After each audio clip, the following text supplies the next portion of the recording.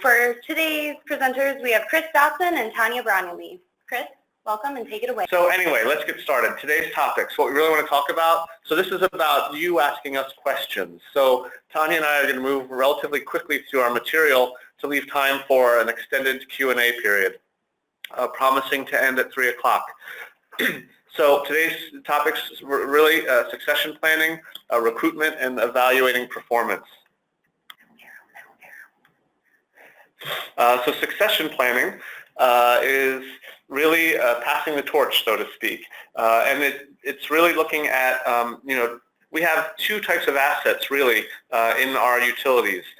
We have the physical assets, the pipes, the pumps, the plants, but people, our employees are really the greatest asset. And so succession planning is obviously valuing that asset and planning for what assets you have, what assets you need in the future, and how to fill the gap. And when we're talking about succession planning, we're talking about obviously again human capital, but the skill, not just the people, but the skills and the roles. So what roles do you have, what skills are required for those roles, and what people do you have, and what are their skills, and what roles do they fill in, and really just making sure you're matching everything up. Succession planning is so important, and it should be done for any utility, any business really, at any size or scale, because people leave, they always do. And so just a little high level of what succession planning is. It's really a systematic approach to building replacement workers to ensure continuity by identifying potential successors in critical work processes. So you don't need to create a succession plan for each and every individual or role, but you identify the ones that are critical. And so you identify the positions, you identify the KSAs, knowledge, skills, and abilities necessary for those positions. Then you assess the people that you have, what are their KSAs, knowledge, skills, and abilities. You develop a plan, and then you monitor that plan. And so the monitoring is really looking at people as they near retirement, or as they take a lateral or vertical move within the utility, or they move out to another place, or as they also get professional development and other things that change both the roles you have and the people that you have. And so looking at the types of knowledge, skills, and abilities that are often necessary: technical background, STEM, ability to use computers and software, personal characteristics, obviously dedication, reliability, drive, ambition, initiative, and soft skills, being able to think critically, problem solving, planning, organizing, showing up on time, being consistent. So in a nutshell, succession planning is really about analyzing your workforce gaps today, tomorrow, and in the future. And so you look at your workforce demand, desired state. What are the KSAs you need? What are the positions you need, and the technology? And then looking at your current state. You're looking at those same KSAs, but you're also thinking about age and years of service and other demographics that help you to plan for the future. And then looking at your human resource gap. So what's missing? And maybe nothing is missing. Often what could be missing is a pool for recruitment. You may also be turning this around like, hey, our community is changing. The demographics of this community we serve is changing. It's shrinking, it's growing, and so that influences your succession plan as well. Maybe it's not just that someone's leaving, but it's that the demands on the utility are changing, and so you have to make sure your workforce changes to meet those changing needs and demands.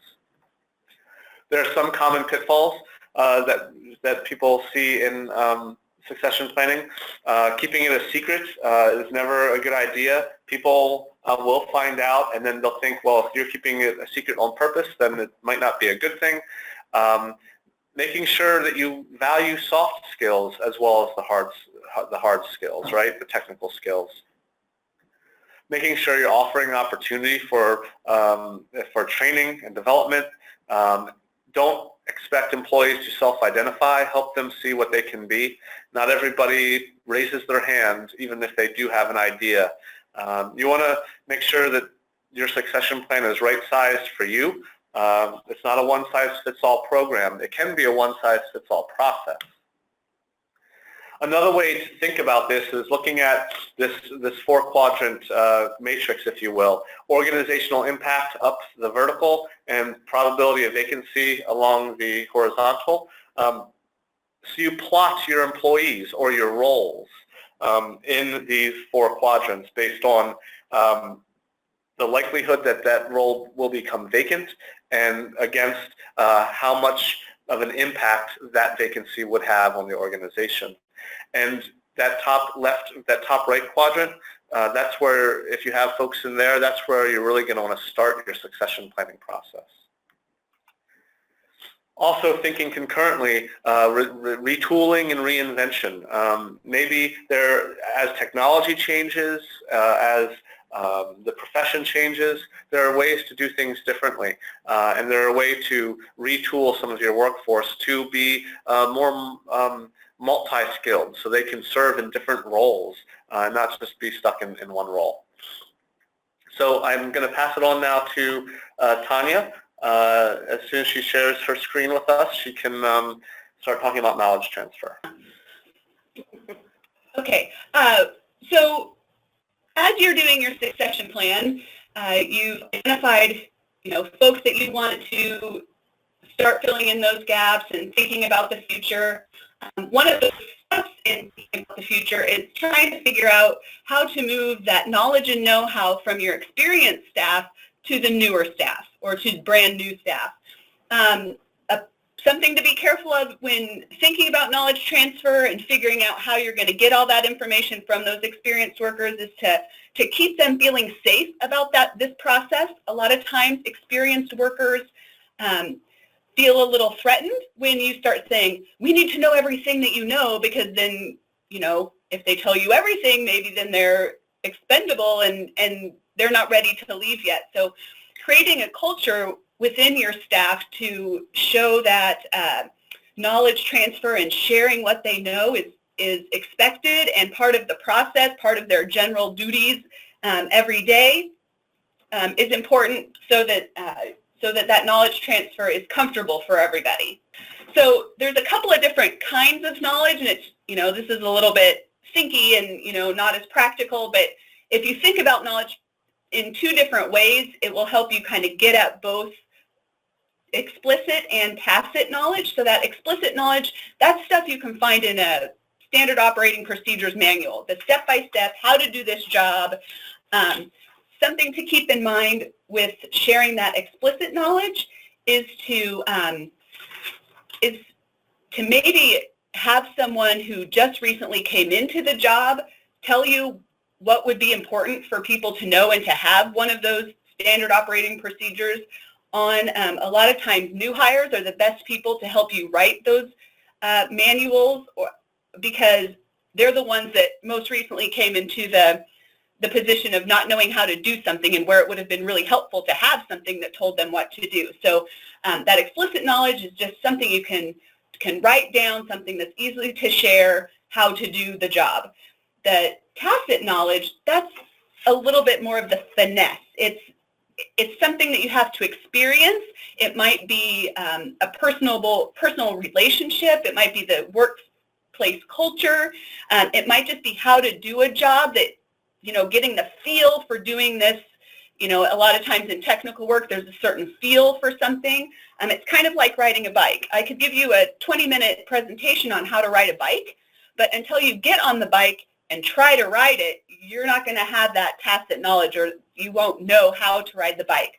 So, a lot of times in establishing mentoring relationships helps you push some of that tacit knowledge forward, because if an experienced staff can be paired up with a new staff and they can do those tacit knowledge jobs or together, that experience can be shared to the new person, kind of like having the parent beside the kid learning to ride the bike. But the parent can't get on and ride the bike for him. The kid still has to do it. So mentoring relationships is a great way to transfer knowledge. And again, be sure to let the experienced staff know it's this is part of our process. We want you to feel safe. We're not trying to get you out of here. This is just part of creating a sustainable system that's healthy. Anyone can win the lottery and leave work. So even the new person could win the lottery and not show up for work anymore, because I wouldn't if I won the lottery. So some other methods to transfer that knowledge: overlap those positions, rehire retirees, maybe contract with outside sources. Then you don't have to keep that knowledge. You can the contractors can come in and do that. And cross-training is really good.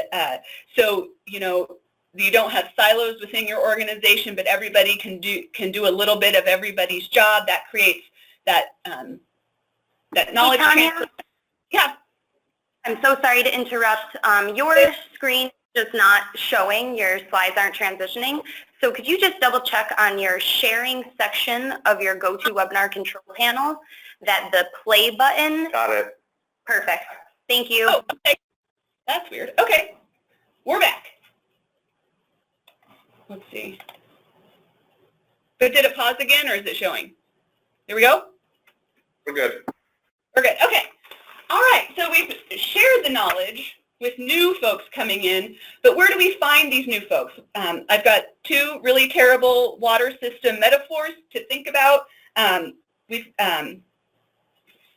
For recruitment, first we need to prime the pump with great people, and we need to create a pipeline for new people coming into this job. How do we do that? We've got to get the word out. When I'm guessing most of us in our jobs, we didn't think in high school, what I really want to do with my life? I want to be, in public service and work in the water industry.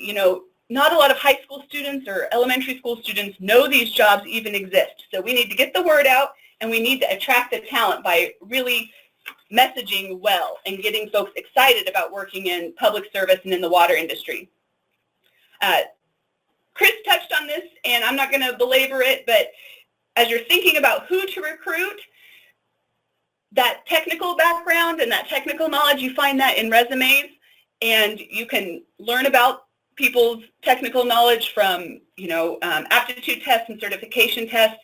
That's great, but does that help someone fit into an organization? Not usually. A lot of times, most important are those personal characteristics and soft skills, things you find out in an interview or by talking to past employers. So think about that as you're recruiting folks, that you can teach technical stuff, but it's the soft skills that might be the most important to fitting in with your organization. Now, when we're recruiting in this day and age, millennials it's a big generation, and in 7 years, they're going to be more than 75% of our workforce, and so we need to think about them. I know a lot of effort has gone into talking about millennials and helping us figure out how to work with millennials, but we need to recruit these millennials to our jobs that we have in the water industry. And the way to do that is to really talk about these careers in 4 different ways. Studies have shown that just by an organization or a business having an environmental ethics statement on their website increased people applying for those jobs in a significant way. So making sure that on websites and job descriptions that you're showing the environmental importance of what you do and the jobs that those folks will be applying for. Second one is high tech. Emphasize the technical nature and the technology that you've got in your jobs. Millennials see they're not scared of technology. They are comfortable with it, and they want the best and the newest. And even if you don't have the best and the newest, letting them know that this is the technology we have, and we're looking forward to new technology, having them help you bring new technology on board would be a really big selling point for a young person. In public service, millennials want to have jobs that are meaningful, that have an impact in a positive way on this world. And we all do. We all want jobs with meaning. It doesn't just apply to millennials. We all want to feel like at the end of the day we're doing something good for our communities and our planet. So, but really in job descriptions, in job postings, really emphasizing the public service and the importance of the jobs that that you're asking people to apply for. And then those personal benefits. There's some studies that show that millennials' biggest concern, because, you know, they started coming into the workforce when the economy started to turn down, their biggest concern is job availability, having and finding jobs. And so talking about the stability of the work, the jobs they're in, and the professional development change. They always want change and to be growing, and so the professional development opportunities are very attractive to millennials. So playing that up in your job descriptions and when you're doing your recruiting is important. There's a new way to look at progress or, you know, your career ladder. In this day and age, you know, the traditional way was you start at the bottom and worked your way straight up the ladder. That's not quite as important to this new generation of workers. They want to always be, they don't want to stay where they're at. They want to continue to grow, learn new things, continually change, but it doesn't, the level on the ladder isn't quite as important as the opportunity to do and try new things. So thinking about your job growth process more like the lattice pathway on the right is a good way to talk about the job with new recruits. So a couple of things to think about as you're thinking about how you currently recruit for new staff. How effective are you being? Is it working? If it is, great. If it's not working, could you what could you do to start attracting folks? Are you using social media to advertise? Are you going where those job seekers are looking? Are you using the messages and the words that attract people to the job, or is your job posting really technical and not very inspiring? You want to write a job description or a job posting to inspire someone to see themselves working in that job. What changes do you need to make? Do you need to rewrite the job description? And then, you can't change everything at once. What can you do short term, and then think about those long-term things more like the succession planning model. Things you might need, technology, even just using technology to advertise for new jobs, being flexible, do you need to change up the job roles? Do you need to be less siloed? Is there a scheduling flexibility that you could work on to make the job more attractive? Are you marketing? What are you paying? Is it in alignment with the importance of the job for the community? And then, how are you retaining folks? Are you doing things to make where you work a great place to work, more people want to stay? And then where do we find folks? We want to create that pipeline. Remember, we want to have people ready and waiting to join our field. And so starting with schools, elementary, K through 12, and then college and vo-tech schools are great places to go find young talent. Just talk to them about what you do. You don't have to teach them how to do the job, but teach them why they would want to do the job. What attracts you to the job, what makes you feel good at the end of the day, even what things are frustrating and how do you overcome those frustrations. Especially talk to those teachers and even career counselors. They don't know these jobs are out there. Letting them know about what you do and the kinds of students that would be good in the jobs that you've got will help when they see kids that could be good at the jobs that you have available, kind of steering them towards you. And then you've got those professional mid-career folks. Actually, millennials, some of them, the oldest millennial folks are in their mid-career. They're starting to turn 35 and 36 this year. So you could tour folks around your water system, your treatment plants, do a citizens academy with the rest of your community, public service areas. The Veterans Outreach Program is a great way to cost share some of those employee costs at the beginning during the training phase, and every state's got those, and we can provide you with some information about where to find those if you want to. Chris, I'm tossing it back to you. About the last few slides here are talking about evaluation, and evaluation really thinking about retention, right? And there's a lot more to retention than we're covering today. Workplace quality and culture and things like that. But really thinking about how your staff evaluation process both helps you with your succession plan, and it helps with employee morale, and it also helps with retention. So I'm going to talk a little bit about the basics of evaluation. So you want to you want to review performance continually. Yes, you might do an annual or a biannual, meaning every 6 months review, where you sit down and chat and fill out a form or something like that. But that review, you want to give, and this is something millennials like too, is like kind of immediate feedback, continual both recognition but also advisement and encouragement. And you know, I don't want to use the word criticism, but when something isn't working out well, address it immediately. Don't wait a year. Consult others on performance. And so it doesn't have to just be a one-on-one conversation between the direct supervisor and the staff. It can be influenced by conversations with others. You want to be very careful about consulting the staff person's peers, but you are able to, you know, think about who else you can engage, and maybe that person answers to more than one person, or maybe that person's been working with an outside consultant for a while. You know, what's their communication style like? Have they responded to you, and things like that. Inform employees of the assessment process. Keep it transparent so that they know. You want to set goals. So part of evaluation is always setting goals, and those goals should be SMART goals. And SMART is an acronym, so you see there to the right. The goal should be specific, measurable, attainable, relevant, and time-bound. And we'll show a couple of examples of those in a minute. But you want to let the employee help set the goals. If I'm setting a goal if I'm working with my supervisor to set a goal for myself, I am now empowered. I know we have a shared vision, and I've taken ownership over that goal. If you set a goal for me, I don't necessarily feel empowered, and I don't feel like the goal is mine. I don't own it. And it sets a different kind of dynamic, and it also potentially sets that person up to fail if that goal is something that they don't believe is attainable. Maybe you do, but they don't.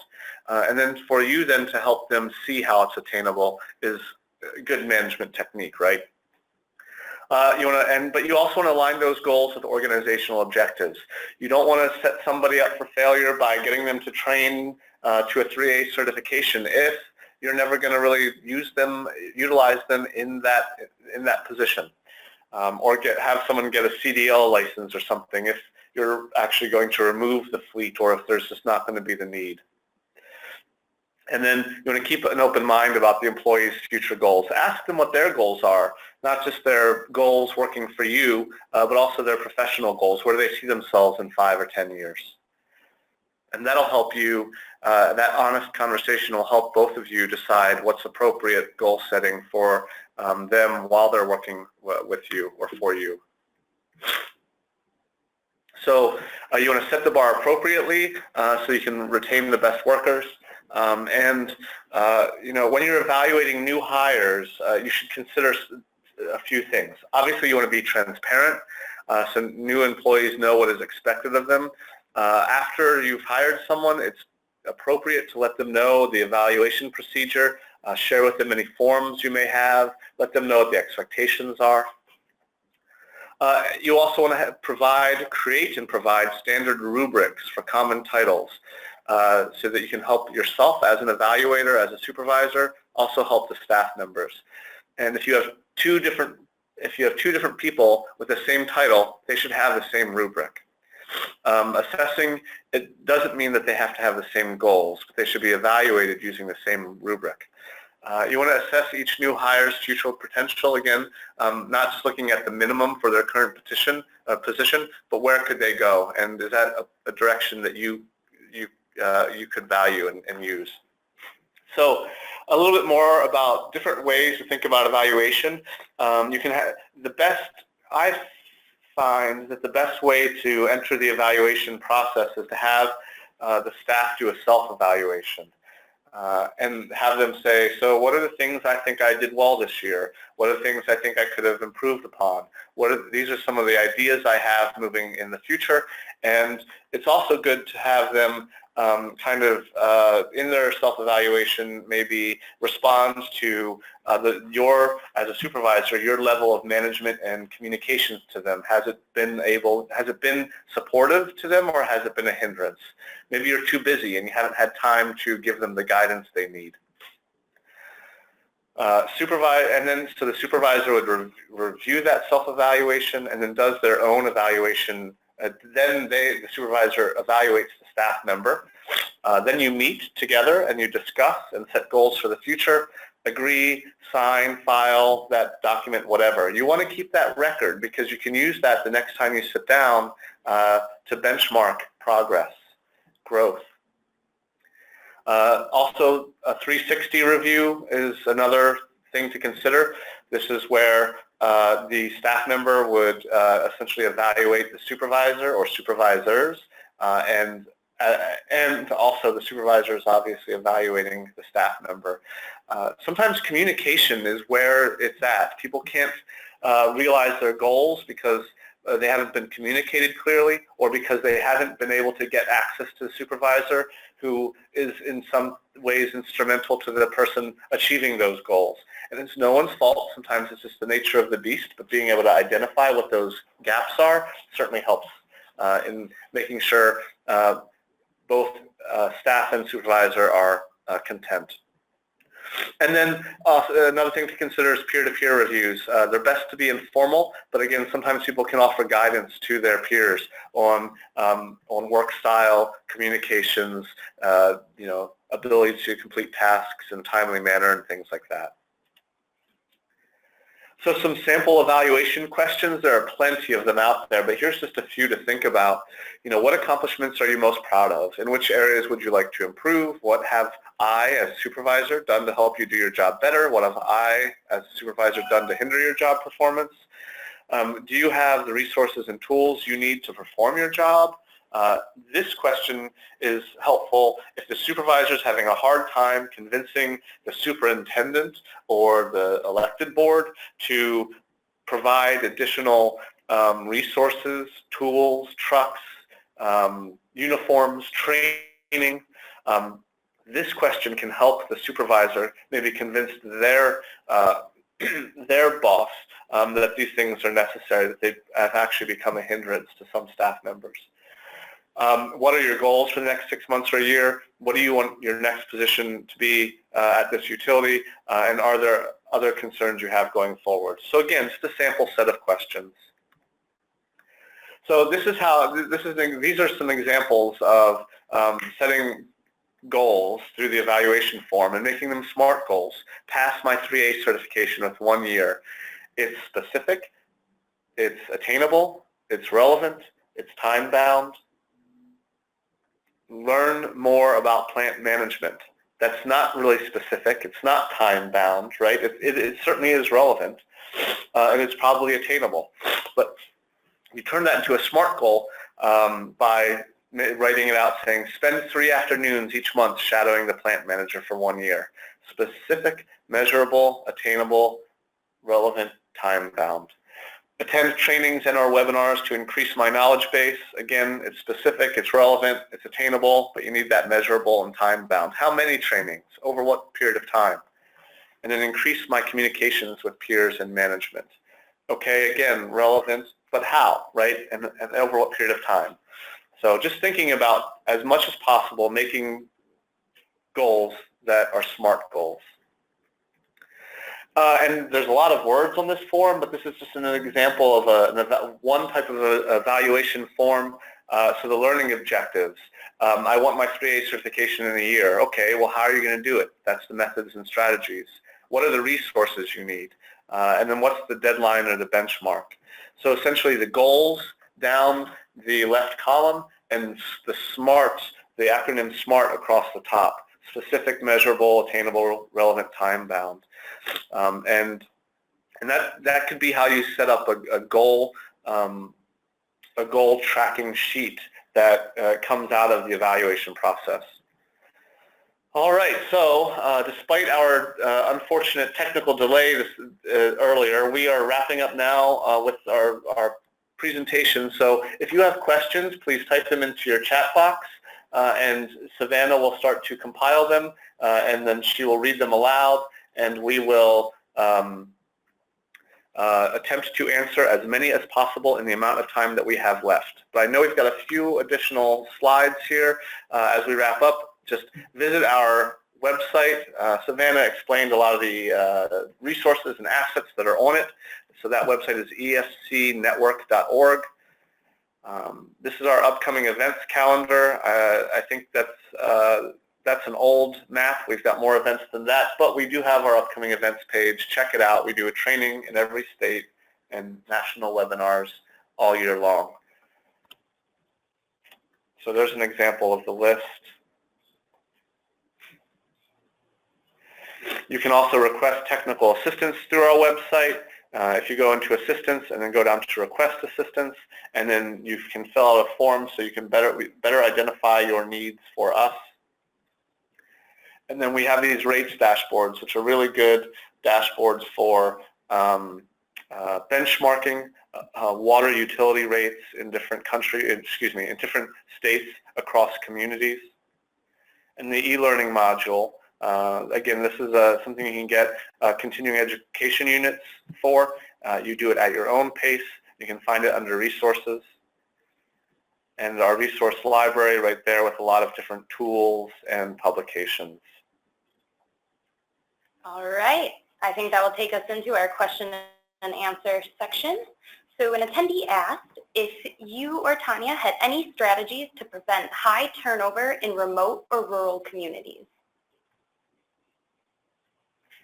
I think it's a very complicated question, and the reason is because we find a lot of our small systems that are in particularly rural areas have a hard time attracting talent, and I think sometimes it's not, you have a great work-life balance, you have okay salary, benefits, you're doing everything right, but people won't stay because they seek maybe a bigger community to live in.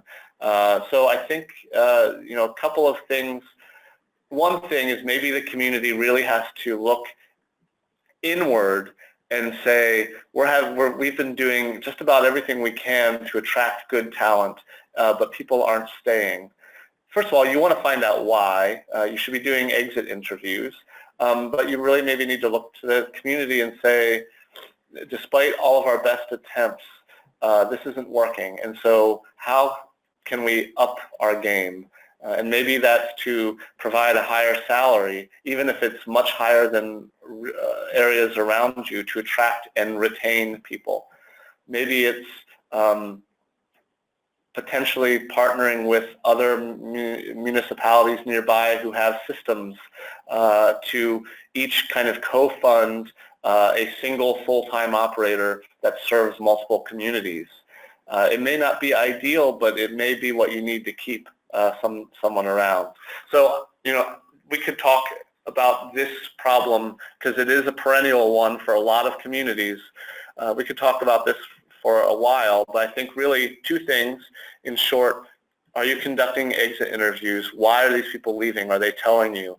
If not, try to get that information, and then look inward to the community and say, we're doing the best we can to attract and retain, and it's still not working. So what are the resources we have to ensure we can bring someone in and keep them?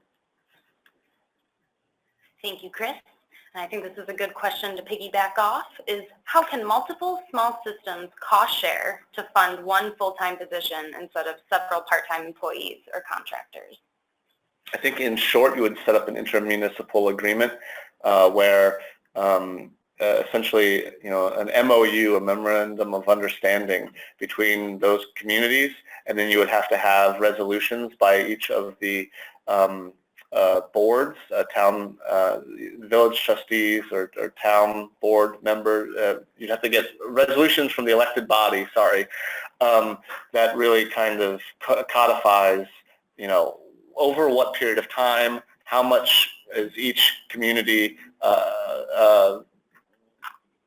donating, for the lack of a better term, and really you have to think about the benefits too. So who's paying the benefits?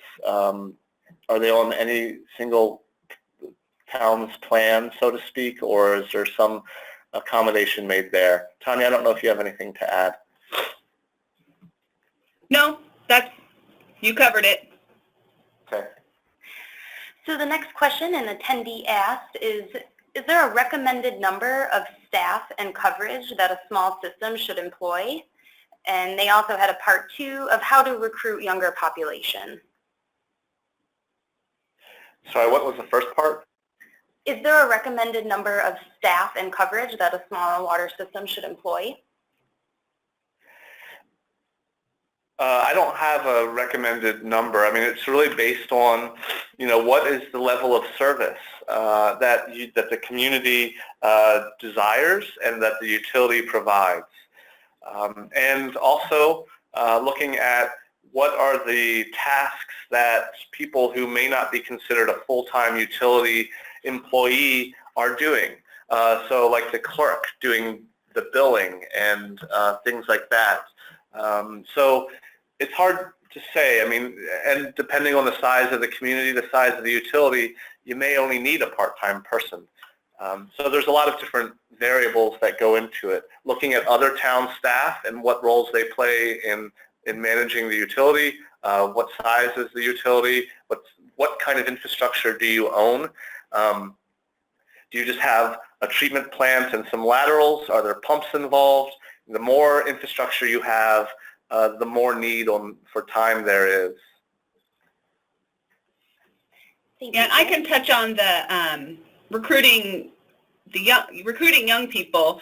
Yeah, the first best thing you could do is to look at that job description and rewrite it so that as somebody reads it, they feel empowered. They feel like, oh, that's something I want to do, because, young people, they want to feel like they are doing good for their community. They want to be connected to the community. So emphasizing the importance of providing safe drinking water to the community, to the businesses in that community, really, emphasizing that public service side of things will be attractive to young people.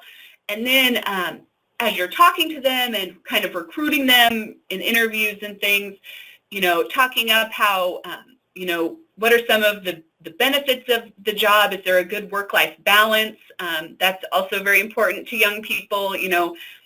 Can they come in early so that they can be off work in time to pick up their kid from elementary school? Or is there, opportunities for volunteering during the workday at the school as a parent, or, things like that? Making connections within the community is important to young workers. And then letting them know that through your job descriptions, recruiting, postings, and that kind of thing. Thank you, Tanya. And just one quick add-on, I think when you think about young people and you think about folks who are maybe going down that engineering path, right, and they're kind of attracted to working for a consulting firm somewhere for the money or whatever else. There's a lot of travel involved in those kinds of jobs, and I think it's an understated selling point that people don't use enough, that, hey, this is a job where you get to stay home. You get to serve your community, and yeah, you can go to a training workshop or a conference every now and then, but you're not going to be required to be driving, several hours 2 or 3 times a week or a month to visit other communities. And a lot of people might find that to be a benefit, so they can be home with their families. Thank you, Chris. So we're going to switch gears, and an attendee asked, what are the most important aspects of performance evaluation? I really think it's clear and honest communication and trust. Because if I don't trust you as a supervisor, I'm not going to be honest with you in my evaluation, and if I'm not honest with you, then we can't really set realistic goals that both you and I share for my performance in the upcoming year or whatever. So I think, clear and honest communication based on the culture of trust, and then those goals, really, because the goals become the evaluation. So if you evaluate someone today and you say, yeah, you've been doing good so far, you know, you chat a little bit too much and take too long breaks and blah, blah, blah. I'd really like to see you do these things. Let's set goals. And you set goals over the next year. You sign it, you agree, you file it away. You come back a year later and those goals become the evaluation. Well, you met this goal, great. Let's set another one. Or you fell short on this one. Why is that? That becomes really the narrative, the constant in the evaluation process. Thank you. And just a quick add-on to that, kind of a new evaluation process is to not just wait for that once-a-year meeting. Yes, there is a once-a-year meeting where you hit those goals and you talk through everything, but you know, frequent check-ins, especially with the younger generation, they want continuous feedback. They're the, you know, hit like sort of generation where they post a picture and they need to see likes on there. It doesn't always have to be positive feedback, but ongoing feedback provides some job satisfaction especially for young workers. So if you're checking in at least once a month, they don't have to be those, you know, full evaluation 30-minute or an hour conversations. It can be a 5-minute conversation. How's it going? Here's what I see that you're doing good on. Here's something to work on, so that the once a year when you have, well, you've been talking too much, or I see you on Facebook all the time or something, that doesn't just hit them out of the blue and it feels like you've been saving that up all year. You know, if it's something that you can see, provide some feedback on, good or bad, on a more regular basis, and then that yearly evaluation, you focus on those goals, how everything is going. That provides, especially young people, more job security. Even if it's constructive criticism they're receiving, at least they feel like they know how they're doing, which is important to them. Thank you, Tanya. An attendee asked, how can smaller water systems prepare for replacement of qualified operators as their operators prepare to retire? I think that's in a nutshell, that's the succession planning process. And so you want to look both internally and externally at the knowledge, skills, and abilities that you have, the roles that you have existing and maybe also new. And so certainly the focus may be on the operators that are retiring, but you also want to use that transition as an opportunity to check in with your level of service and the community's expectations for level of service. Also looking at your community demographics. Are you growing? Are you shrinking? What's going on with the utility? Because you may find that you have 3 or 4 operators leaving, but you may only need to replace them with 2 or 3. Or maybe you're growing or you have other staff or other department changes in the lab, say, or in maintenance, in lateral maintenance, that maybe you have people who are growing into different roles. So you can do a little bit of a reorganization as well. So again, that succession planning process is really where this question can be answered. I'll just step out of the succession planning process. You also want to be thinking about recruitment. So if you have a hard time recruiting, or you have a few years before this person retires or several people retire, you want to start recruiting today. And that doesn't mean writing a job description and placing an ad, but going to those schools that Tanya mentioned, looking at the VOTEC programs, going into the high schools and the colleges, and not asking people to come work for you, but telling them what you do. Because they may come back to you next year for a summer internship, and then 2 years later after they graduate for a job. Or they may know somebody who knows somebody. And also recruiting through trade organizations like AWWA and others, that Rural Water, if you're a rural community, and others that will help you to develop that recruitment pool. So during the process of succession planning, you also have a recruitment pool for when it's time for that transition to take place. Thank you, Chris. And lastly, So based off of the evaluation process, you mentioned a supervisor review. Can you explain that in depth a little bit further? Yeah, so really it's about this is a 360 review where the supervisor will evaluate the staff member, and also the staff member will evaluate the supervisor. Because again, this is where the trust comes in, a culture of trust and open communication, because if you have that, then it's going to be a really good place to work for everybody. And not everybody's a good manager, and not all managers are good managers. And if you have that culture of trust and transparency, and you allow your staff member to say, look, I need more time from you, or I need faster responses when I ask questions, or things like that, it'll help them to be better staff members. Even if they don't have anything to answer, or they're too fearful to answer, that tells you something. So if you say, hey, fill this out, tell me what I could do better for you to do your job better. And if they say nothing, that tells you maybe they're fearful, maybe they're reticent, or maybe nothing. You're a great manager. But it opens up that door, it creates a culture of trust, and it allows for continuous improvement for both the supervisor and the staff. All right, we have time for one more.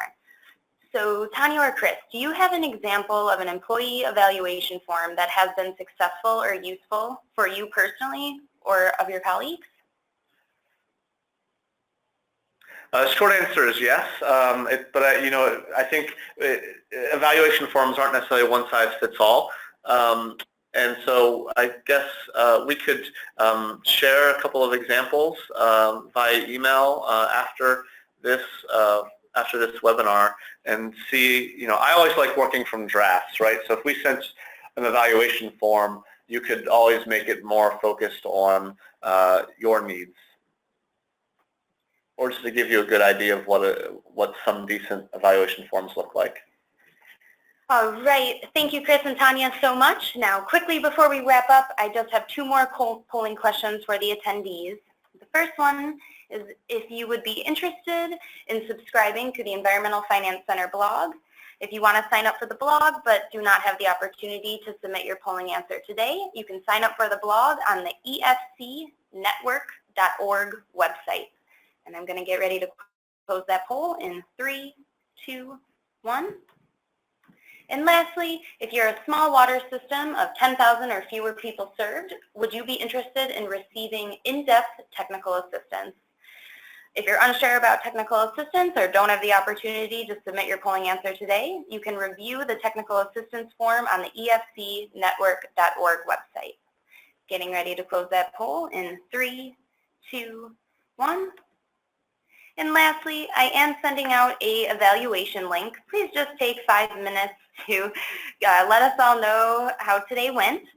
I just want to thank Tanya and Chris for being our experts for today's session on workforce development.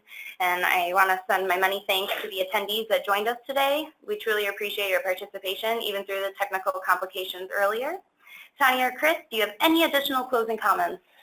No, thank you for letting us go 2 minutes over, and and being patient through the beginning hiccups. And I just have to say that technical assistance also includes helping you through any of these workforce concerns, evaluations, job description rewrites, that kind of thing, still counts as technical assistance. Yep, succession planning, all that.